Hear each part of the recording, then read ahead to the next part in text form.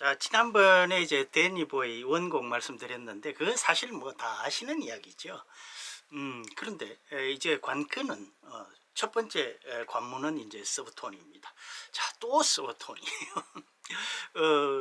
근데 그 제 주변에 이렇게 보면은 서브톤이 참 정말 속된 말로 죽으라고 안 되는 분도 계시고 또 의외로 쉽게 하시는 분도 계세요. 저는 잘 기억이 나지 않습니다. 뭐 죽으라고 안 된 것도 아니고 쉽게 한 것도 아니고 그냥 뭐 보통 된 것 같아요.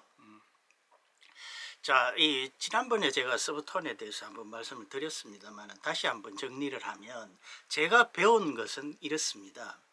우선 피스를 얕게 물어라. 그러니까 이 팁 끄트머리를 무는 거죠. 그 다음에 입술을 바짝 쥐어라. 그런 다음에 이빨과 턱을 떨어뜨려라. 그 다음에 호흡을 많이 넣어라. 이렇게 배웠습니다. 뭐 요령을 그렇게 배웠어요. 자, 그런데 이게 사실은 말처럼 그렇게 쉽지 않습니다. 그렇죠? 뭐 입술을 바짝 쥐고 이빨과 턱을 떨어뜨리라. 그거 어떻게 하라는 거냐? 그러니까 이 입술은 리드에 아주 리드를 꽉 누르고 그 대신에 이빨과 턱으로 이걸로 이렇게 무는 것이 아니라 이렇게 내린다는 걸 해. 이빨하고 턱은 쭉 내리고 입술은 바짝 이렇게 리드를 힘을 준다는 겁니다. 자, 이게 이제 사실 색소폰 진짜 초보 때는 그렇게 할 수가 없죠. 그런데 이제 조금 어느 정도 부시면은 여기에 이제 힘이 좀 생기셨을 겁니다. 그렇죠? 그러니까 이제 가능한 거죠. 자, 그런데 그 이제 네 가지를 한다고 해서 소리가 쉽게 나나? 그건 또 아니라는 거죠. 그래서 제가 이제 그 배운 것은 저는 배울 때 이제 그랬습니다. 이걸 이제 도 예를 들어 뭐 레나 낮은 음을 부르겠죠. 미나 레나 뭐 아무튼 무슨 음을 불었을 때 예를 들어 미를 부는데 미음이 그냥 푹 나와버리면 안 된다는 거죠. 그러니까 소리를 내려고 하지 말고 이 바람을 훅 불어서 이 벨이 울리게 만들어야 된다는 겁니다. 맞습니까? 아무튼 저는 그런 식으로 배웠어요. 그래서 사실 그 색소폰을 집에서 막 불기는 힘들지만 소리를 안 내면은 바람 부는 건 얼마든지 집에서 할 수 있습니다. 그래서 저는 그 밤에 그 연습을 많이 했던 것 같아요. 매일 후 이렇게 부는 거죠. 소리 안 나게.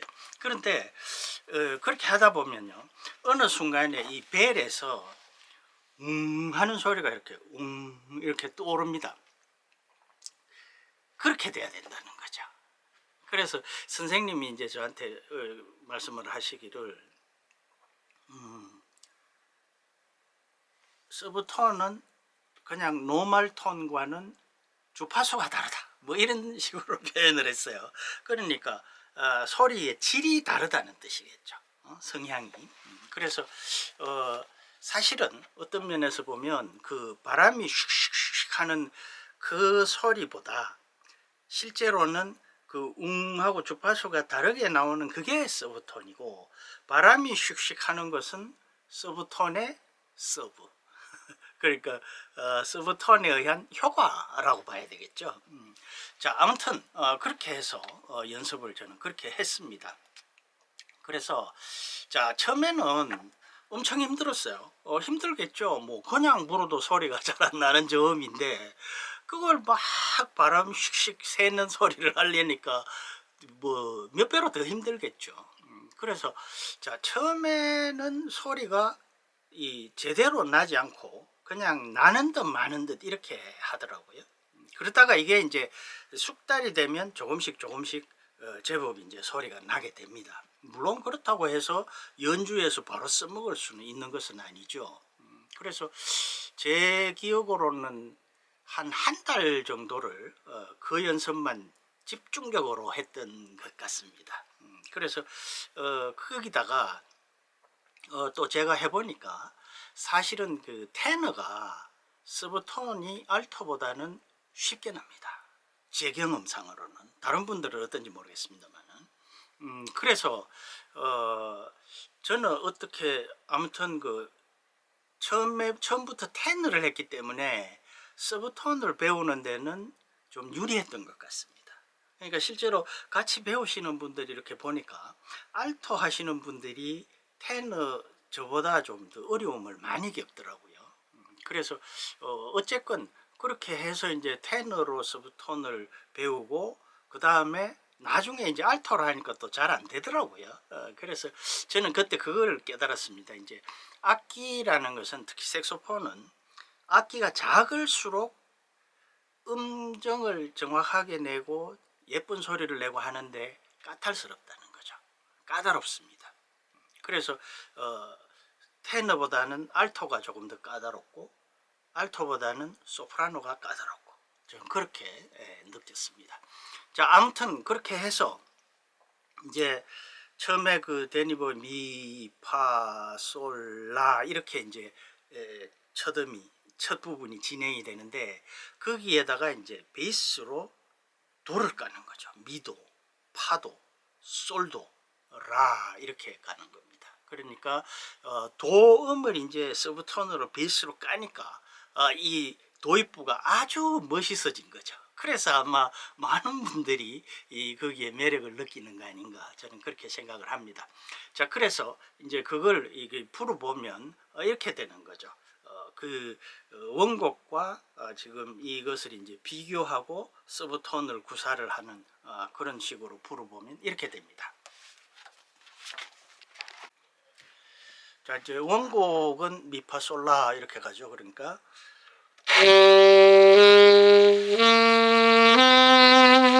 이렇게 이제 가는 건데 여기에 각 음의 도를 베이스로 까는 거죠. 미파솔에. 그래서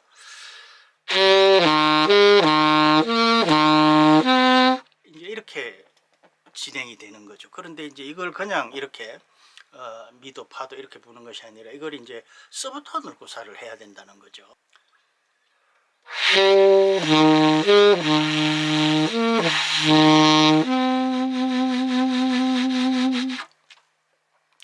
뭐 갑자기 하니까 좀 중간에 약간 아무튼 이렇게 이제 시작을 하는 겁니다. 그런데 이게 이제 세 번 되풀이가 되죠. 곡에서 세 번 되풀이가 되고 그 다음에 이제 3옥탑으로 올라갑니다. 자, 그런데 여기서 이제 굉장히 중요한 것이 제가 느낄 때는 일단 이 서브톤이 되든 안 되든 이 곡을 계속 연습을 하셔야 된다는 거죠. 뭐 이 내공이 있으신 분들은 그렇지 않습니다만은 이제 처음 하시면은 사실은 이 멜로디를 다 따라가도 호흡 같은 이런 것들이 굉장히 힘이 듭니다. 그러니까 보통 이제 트로트 한 곡 하는 것보다 이거 훨씬 힘이 들어요. 그래서 선생님이 그런 표현을 했어요. 주력이라고 해요. 주력이 있어야 돼. 주력이 딸리면 안 된다. 그러니까 왜 이 색소폰을 불면은 호흡이 숨이 차지 않습니까? 그런데 호흡이 돼도 숨이 안 차도 힘이 딸려서 이게 밀고 나가지를 못하는 겁니다. 특히 이 저음, 고음, 그리고 스브톤, 그리고 3옥타브 그 가 포지션 이런 것들은 호흡을 힘이 많이 들기 때문에 그 주력이 있어야 된다는 거죠. 그래서 그런 걸 기르기 위해서 계속 연습을 하셔야 되고요. 그러니까 서브톤이 안 돼도 그 곡 자체를 연습을 하셔야죠. 뒤에 또 3옥타브 솔라가 안 돼도 그 곡 멜로디 자체를 계속 익혀놔야 된다는 겁니다. 그러면서 병행을 한다는 거죠. 서브톤 연습, 또 가 포지션, 그리고 그 멜로디 자체 이것을 병행을 해서 연습을 해야 되고요. 그 다음에 제가 느낀 이제 가장 중요한 것 중에 하나가 서브톤이든 가 포지션이든 우선 내 기본 톤이 안정이 돼야 된다는 걸 느꼈습니다. 뭐 제가 지금 뭐 톤이 썩 좋은 거라고 보시면은 뭐 너는 톤이 뭐 그래 뭐 이렇게 말씀하실 분도 계시겠습니다만은 어쨌건 안정이 돼야 된다는 거죠. 그래야 서브톤이고 뭐고 이게 그걸 바탕으로 해서 이루어지는데 이제 그 내공이 있으신 분들은 그렇지 않습니다만은 이제 흔히 아주 초보 때 저지르는 실수 중에 하나가 잘못하는 것이 예를 들어 어떤 곡을 뭐 특히 곡을 연주할 때 그렇습니다. 그래서 스케일 할 때부터 그렇게 연습을 해야 되는데요. 자, 어떤 노래를 하면은 뭐 만남 같은 우리 만남은 이렇게 이제 우리 노래는 그렇게 하지 않습니까? 그런데 이 색소폰을 부는 것은 그렇게 하면 안 된다는 거죠. 호흡은 그냥 일정하게 쭉 불고 손가락으로 멜로디를 만들어야 됩니다. 그런데 그걸 노래하듯이 후후 후후후 이렇게 물론 딱 이런 식으로 그 호흡을 잘라서 하는 건 아닙니다만은 많은 경우에 그렇게 하는 것을 많이 봤습니다. 저도 그랬고요. 그래서 그걸 이제 자 스케일요 도레미파솔라시도 이걸 하면서 후후후후 이렇게 하는 게 아니라 그냥 일정하게 호흡은 나가면서 손가락으로만 그 음을 멜로디 스케일을 만드는 거죠. 그 연습을 많이 해야 되겠더라고요. 그래서 저는 그러니까 이렇게 이제 잘못된 예로 제가 들었던 그런 식으로 하면 호흡이 굉장히 힘듭니다. 호흡이 딸리고요. 그리고 긴 곡을 계속 연주할 수가 없어요. 뒤쪽으로 가면. 그런데 그래서 제가 하도 그게 힘이 들어서 이제 나중에 그런 것들을 되짚어 보니까 제가 이제 그렇게 하고 있더라고요. 그래서 저는 이제 그걸 바꾸기 위해서 꽤 연습을 했습니다. 그게 뭐 어려운 건 아닌데 이게 이제 한번 처음에 버릇이 되면 참 고치기가 쉽지 않아요. 그래서 그걸 이제 뭐 어려운 것은 아니니까 그냥 염두에 두고 계속 그렇게 하면 이제 호흡이 안정이 되고 이게 안정이 됐을 때 그럴 때 서브톤도 잘 되는 겁니다. 그리고 그렇게 해서 다른 톤들이 안정이 돼야 서브톤도 효과가 있는 거지 다른 멜로디 톤이 다 불안한데 서브톤을 한다고 그건 별로 뭐 바람직한 일도 아니고 또 연주도 그다지 뭐 훌륭하게 들리지도 않습니다.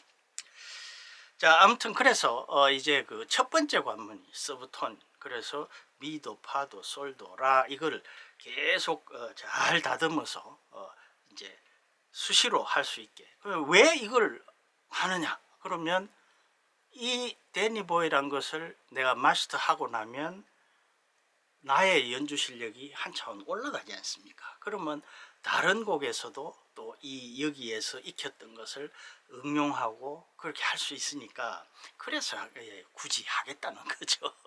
잘 안 되지만. 자, 그래서 오늘은 이제 그 첫 번째 관문 서브톤에 대해서 말씀을 드렸는데 그걸 다시 정리하면 피스를 얕게 물고 입술을 조이고 이빨과 턱을 떨어뜨리고 호흡을 많이 불어넣어서 소리를 내려고 인위적으로 소리를 내려고 하지 말고 호흡이 이 악기에 들어가서 배를 울리게 만든다는. 그리고 항상 호흡은 발 쪽으로 낮게 분다는 느낌으로 발에다 분다는 느낌으로 낮게 깔아야 된다라는 말씀을 드렸습니다. 그리고 중요한 것은 톤이 다른 모든 톤이 안정이 돼야 하고 그러기 위해서는 멜로디에 따라서 호흡이 왔다 갔다 하면 안 되고 일정하게 호흡은 계속 불면서 손가락 운지만으로 스케일을 만들고 멜로디를 만들어야 된다. 이게 이제 오늘 제가 드린 핵심 뭐 요지라고 할까요? 그런 것이었습니다. 뭐 아무튼 저는 이제 그렇게 배웠고 또 그렇게 연습을 했고 그렇게 익혔습니다. 자, 오늘도 끝까지 시청해 주셔서 대단히 고맙습니다.